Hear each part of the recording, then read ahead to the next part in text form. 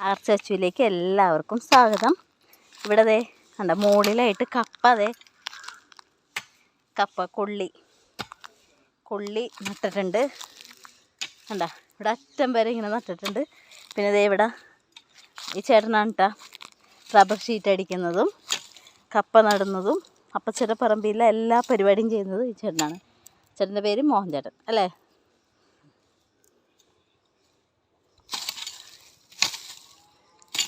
ഇപ്പം നടാൻ പോയാണ് ഏട്ടാ കൊള്ളി. ആ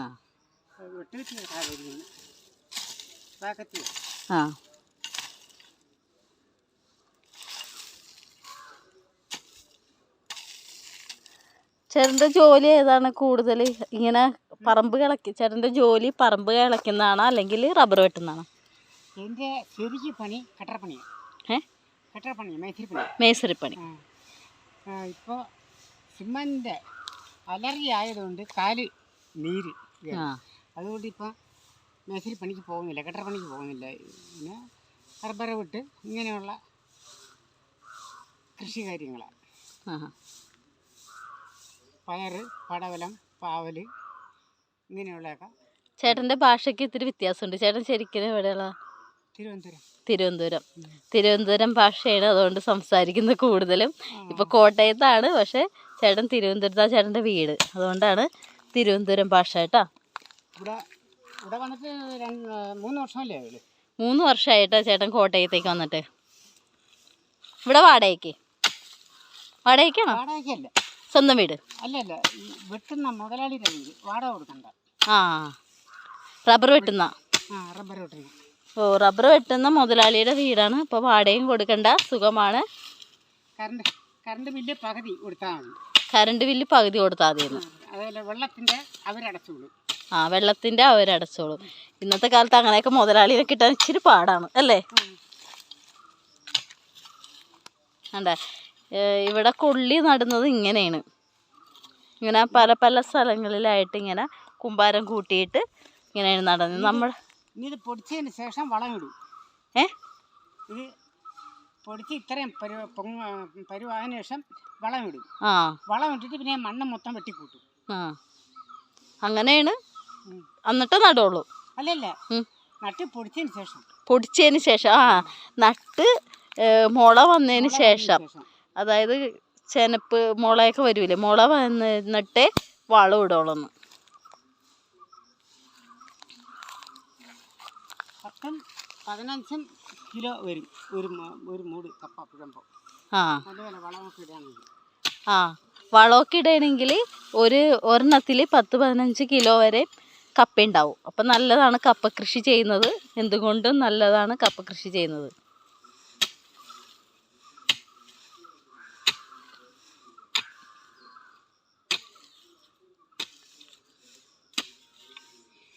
ചേന നടാനായിരുന്നു സ്ഥലം ഇട്ടിരുന്നത്. അതെ, ചേനയ്ക്ക്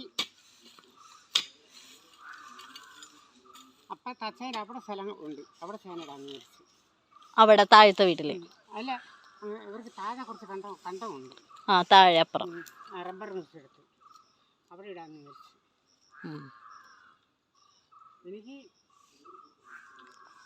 20 കിലോ വരുന്ന ചേന വരെ ഉണ്ട്. 20 കിലോ? എവിടെ വീട്ടില്? എവിടാ? ഇവിടെ താമസിക്കുന്ന വീട്ടില്. അവിടെ കൃഷിയൊക്കെ ഉണ്ടല്ലേ? അവിടെ വാഴ, ചേന, ചേമ്പ്. ചേമ്പൊക്കെ ഉണ്ടാവും വിൽക്കുമ്പോ എനിക്ക് കുറച്ച് തരാം കേട്ടോ. ചേമ്പ് എനിക്കിഷ്ടമാണ്. ചേമ്പ് നല്ല ചേമ്പ്. കാച്ചിലൊക്കെ ഉണ്ടോ? ഇല്ലല്ലേ, കാച്ചിലൊക്കെ തിന്നിട്ട് വർഷങ്ങളായി. ഈ വയലറ്റ് കാച്ചില്, പിന്നെ വേറെ മറ്റേ കളർ, സാധാ കളർ കാച്ചില്. ഞങ്ങളുടെ എറണാകുളത്ത് അതൊക്കെ ഉണ്ട്. എറണാകുളത്ത് എന്ന് പറഞ്ഞാൽ വരാപ്പുഴ, കുനുമാവ് ആ ഭാഗത്തൊക്കെ കാച്ചില് കൂടുതലാണ്.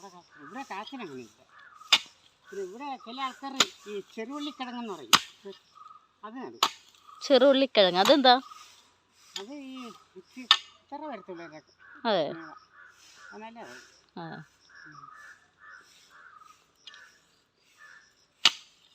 ഇവിടെ ഏറ്റവും കൂടുതൽ കൃഷി കപ്പയാണോ? കപ്പയാണല്ലേ കോട്ടയത്ത്? ഇവിടെ ഏറ്റവും കൂടുതൽ കപ്പയാണ്. ഇപ്പോഴിങ്ങനെ വെട്ടിക്കൂട്ടാൻ ഇത് കമ്പ് പൊടിക്കാൻ കരുതിയ. ഇനി ഇതിൽ ഇത്തിരി പണിയാണ്. ഏതിനകത്ത്? ഇതിൻ്റെ മൂടെല്ലാം വെട്ടി കളയ്ക്കാനും എടുക്കാനും. അതെ, ഇവിടെ അങ്ങറ്റത്തേക്കില്ലേ കപ്പ, അതിന് അത്രയും കൂടെ വളരുമ്പോൾ വളമിട്ട്. അതിനൊക്കെ വളം ഇട്ടാ? ഇട്ടിട്ടില്ല, ആയിട്ടില്ല.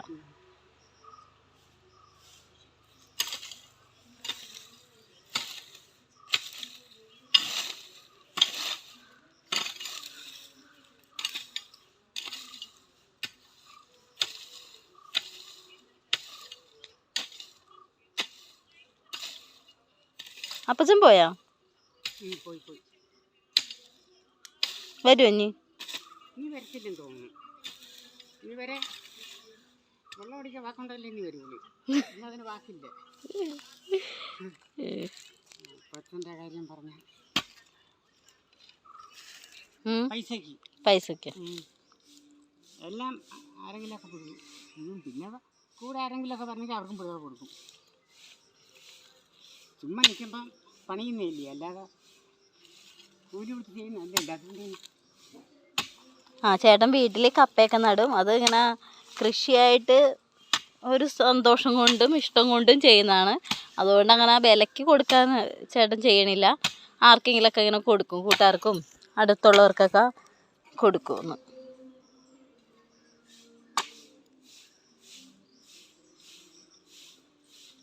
ഇത് മൊത്തം അപ്പച്ചൻ്റെ പറമ്പാണ് കേട്ടോ. കണ്ടോ, അറ്റം തുടങ്ങി കപ്പ നട്ടേക്കുന്നതാണ്. അറ്റം തുടങ്ങി ഈ അറ്റം വരെ കപ്പയാണ് നടാൻ പോണെ.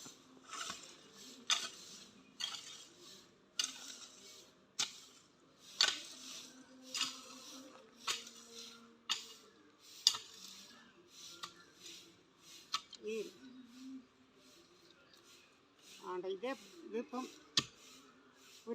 ഒരു ചീനിക്കമ്പ. ഏതാ?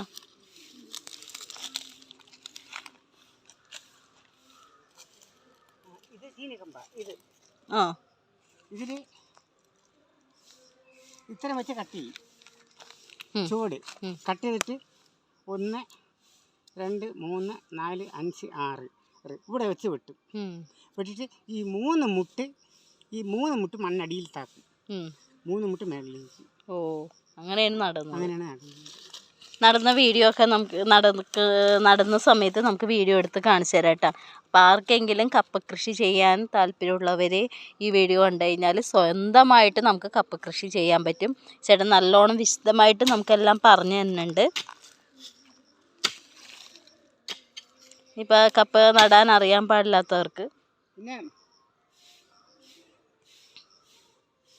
ഇപ്പം ഞാൻ പുതിയ സാമ്പിൾ കപ്പ ഇട്ടയക്കുന്നു. അതെന്ത് കപ്പ? അത് ഈ കപ്പയാണ്. ഇത്തിരി വണ്ണമുള്ള കമ്പ്, കപ്പക്കോല. ആ കപ്പക്കോലിൽ ഇങ്ങനെ റൗണ്ട് കത്തി കൊണ്ട് ഇങ്ങനെ വരിയും. ഇങ്ങനെ 3 സ്ഥലം വരിഞ്ഞിട്ട് ഈ കപ്പക്കോല് ഇങ്ങനെ ചാച്ചി വയ്ക്കും.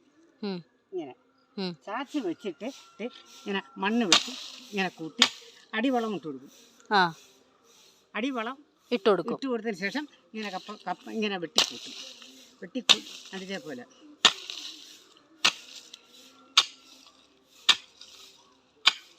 ഇങ്ങനെ വെട്ടിക്കൂട്ടിയ ഈ നമ്മൾ ഈ 3 സൈഡിൽ നിന്ന് വരിഞ്ഞയക്കുന്നതിൻ്റെ അവിടെ നിന്ന് താഴോട്ട് വേരിറങ്ങും. അതെ, അപ്പോൾ കൂടുതൽ കപ്പ ഉണ്ടാവും. അങ്ങനെ ഞാൻ ഒരെണ്ണം ഒരു സാമ്പിളിന് അവിടെ ഞാൻ കഴിഞ്ഞ വർഷം വെച്ചായിരുന്നു. എന്നിട്ട് ഉണ്ടായി. അതുകൊണ്ട് ഇപ്പോൾ ഒരു 10-20 മൂട് ആ സാമ്പിളിന് വെച്ചിട്ടുണ്ട്. അതല്ലേ, ആൾക്കാർക്ക് കാണിക്കാൻ വേണ്ടി.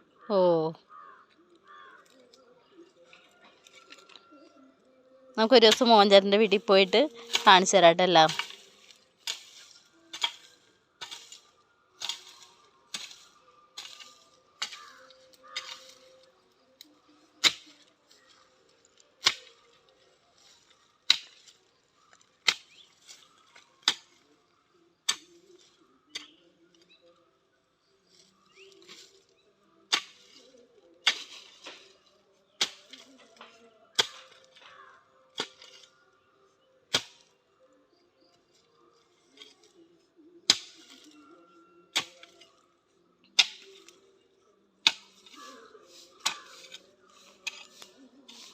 കണ്ടോ ഒരാൾ മുറ്റമടിക്കുന്നത് കണ്ടോളൂ ഗൈസ്. എൻ്റെ അനിയെ മുറ്റമടിച്ച് വൃത്തിയാക്കിയിട്ട് മൊത്തം അവിടെയൊക്കെ മുറ്റമടിച്ച് റെഡിയാക്കി ഇവിടെ എല്ലാം അടിച്ചു കഴിഞ്ഞ് ഇനി ഇവിടെ കുറച്ച് സ്ഥലം കൂടി ഉണ്ട്. അവനടിച്ച് ചവറൊക്കെ വാരിക്കളയാണ്. കണ്ടോ അവനാണ് മുറ്റടിക്കുന്നത്. എപ്പോഴും അവനാണ് മുറ്റമൊക്കെ ക്ലീൻ ചെയ്യുന്നത്. ചവറൊക്കെ ഇഷ്ടംമാരെ ഇപ്പം ഈ വേനൽക്ക് ഈ ഡിസംബർ മാസത്ത് എന്ന് പറഞ്ഞാൽ ഇലയൊക്കെ കൊഴിയുന്ന മാസമല്ലേ, അതുകൊണ്ട് നന്നായിട്ട് ഇല കൊഴിഞ്ഞിട്ടുണ്ട്. അപ്പോൾ അവനത് അടിച്ച് വൃത്തിയാക്കിയാണ്. അവിടെയൊക്കെ നല്ല ഭംഗിയിൽ വൃത്തിയാക്കിയിട്ടുണ്ട്. അറ്റത്തൊക്കെ നോക്കിയേ, ഏറ്റവും കണ്ട കൊട്ടേച്ചക്കുന്നുണ്ട്, അവിടെയൊക്കെ നല്ലോണം വൃത്തിയാക്കിയിട്ടുണ്ട്. അപ്പോൾ ദേ ഇവിടെ അടിച്ച് വൃത്തിയാക്കിയാണ്.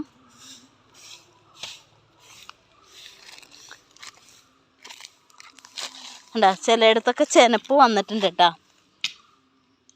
കാണാൻ പറ്റുന്നുണ്ടോ? ഉണ്ടാ മുള വന്നു തുടങ്ങി.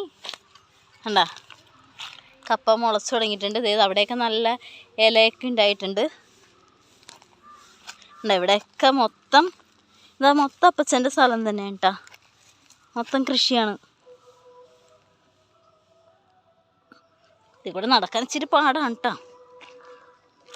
വേണ്ട ഇനി ഇത് കുറച്ചും കൂടി വലുതായിട്ടാണ്, കുറച്ചും കൂടി വലുതായിട്ടല്ലേ വളം ഇടണേ. ആ കുറച്ചും കൂടി വലുതായിട്ടാണ് വളമൊക്കെ ഇട്ട് റെഡിയാക്കണേ കേട്ടാ ചേട്ടൻ. 3 വളം. എന്ത് വളമാണ് ഇടുന്നേ?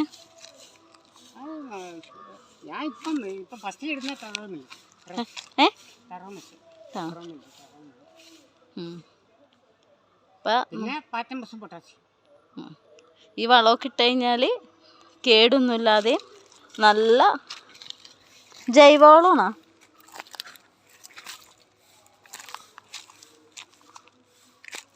നല്ല വളമൊക്കെയാണ് ഇടണേ. ഇവിടെ നിന്ന് മേടിച്ച് ചാണാപ്പൊടി അല്ലേ? ആ ചാണാപ്പൊടിയാണെന്ന് ഏറ്റവും നല്ലത്. പക്ഷെ ഇപ്പം ഇവിടെയൊക്കെ ചാണാപ്പൊടി കിട്ടാൻ പാടാണ്. ഇവിടെ പശു അങ്ങനെ അധികം ഒന്നും എല്ലാവരുടെയും വീട്ടിലില്ല അല്ലേ? പശുക്കളെ വളർത്തുന്നത് വളരെ കുറവാണ്. അതുകൊണ്ടാണ് ചാണകമൊന്നും ഇല്ലാത്തത്. അപ്പം ഇവിടെ നിന്ന് തുടങ്ങി ആണ് കപ്പ കൃഷി തുടങ്ങണേ കേട്ടാ. അപ്പോൾ ഓക്കെ ബൈ. നമുക്കിങ്ങനെ പോണം കാട്ട്. എന്താ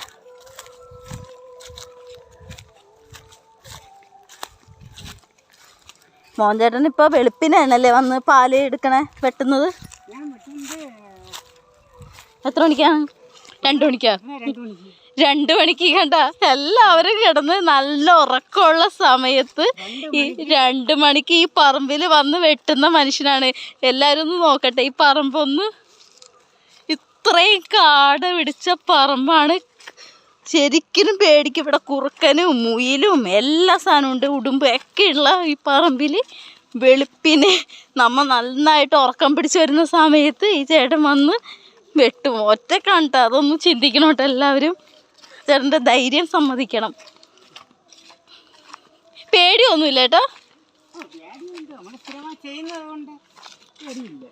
സ്ഥിരമായി ചെയ്യുന്നവരുണ്ട്. ആ ചേട്ടനൊരു പേടിയില്ല എന്നാ പറയണേ.